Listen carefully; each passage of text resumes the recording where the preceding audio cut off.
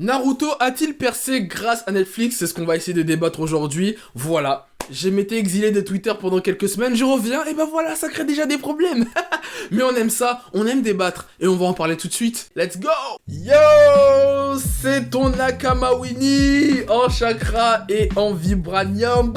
Le 10 octobre est le Naruto Day, donc l'anniversaire de Naruto dans le manga, et je me suis dit, comme je parle très rarement de Naruto tout au long de l'année, j'allais en profiter pour lui donner de l'amour, parler un peu de mon manga et de l'anime qui a bercé mon enfance. J'en ai profité pour dire sur Twitter et Instagram qu'il faut arrêter de mettre Naruto dans la case de la génération Netflix. En gros, c'est grâce à Netflix que le manga est devenu hyper populaire et comme s'il n'y avait aucune carrière juste avant.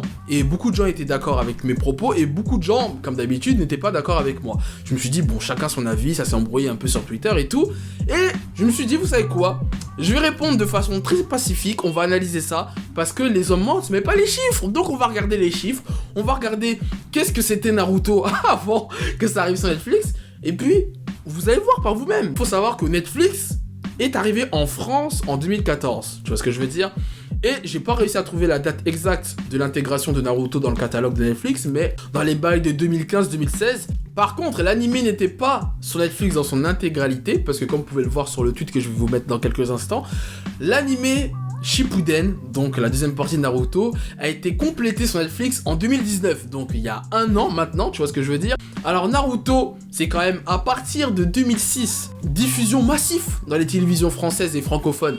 Il était sur Game One, NT1, France Télévisions, Cartoon Network, J1. D'ailleurs, je pense que pour ma part, le manga et l'anime s'est beaucoup popularisé auprès des familles de la ménagère de moins de 50 ans grâce à la télévision. Parce qu'à l'époque, faut se mettre à l'époque, en 2006, il n'y avait pas de réseaux sociaux en fait. Et je ne parle même pas d'internet, parce que si je parle d'internet avec tous les forums, tous les téléchargements illégaux, etc., Imul et tout, alors là, on n'en finit pas. Mais bon, en tout cas, Naruto est rentré dans les mœurs grâce à internet et surtout avec la télévision au début des années 2000. En 2008, Naruto est devenu le manga le plus populaire aux États-Unis. Et en plus, le mot Naruto est dans les 10 termes les plus demandés sur le moteur de recherche Yahoo et Google. En 2007, 2008 et 2009.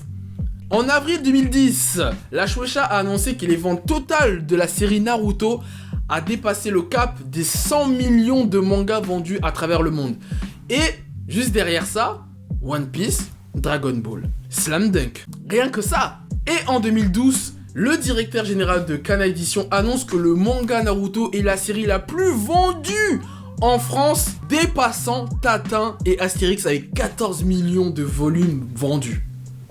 Waouh, quand même. Et ça, c'était avant 2014, donc avant que Netflix arrive en France. Et en plus, j'ai oublié de mentionner que lorsque le manga s'est terminé en 2014, le monde parlait de Naruto, de la fin de Naruto, c'était un événement.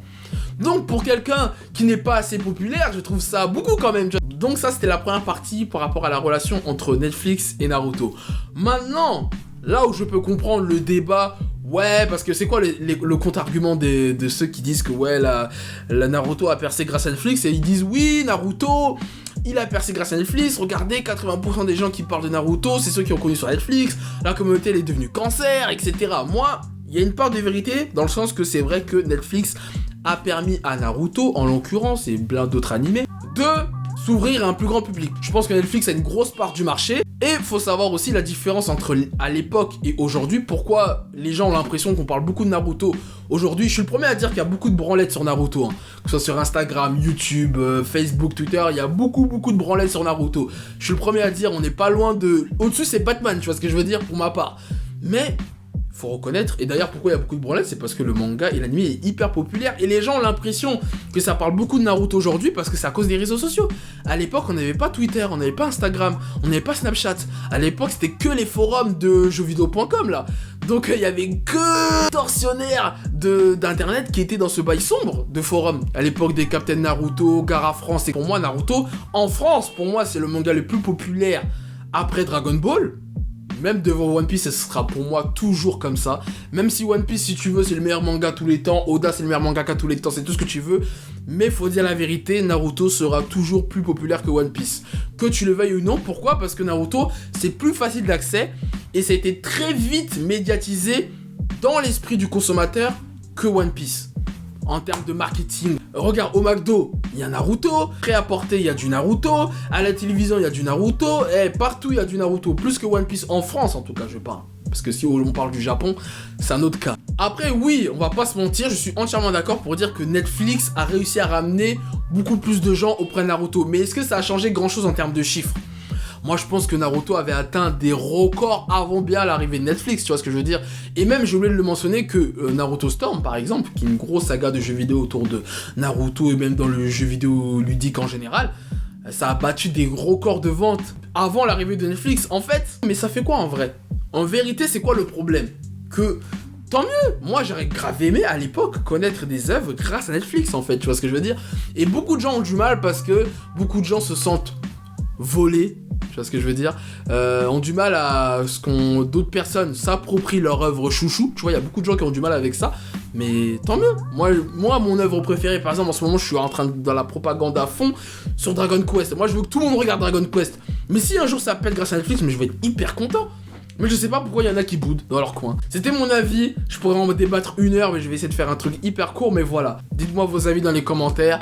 C'était ton Nakama Winnie en chakra et en vibranium. Et sur ce, on se dit au plaisir. Tate baya.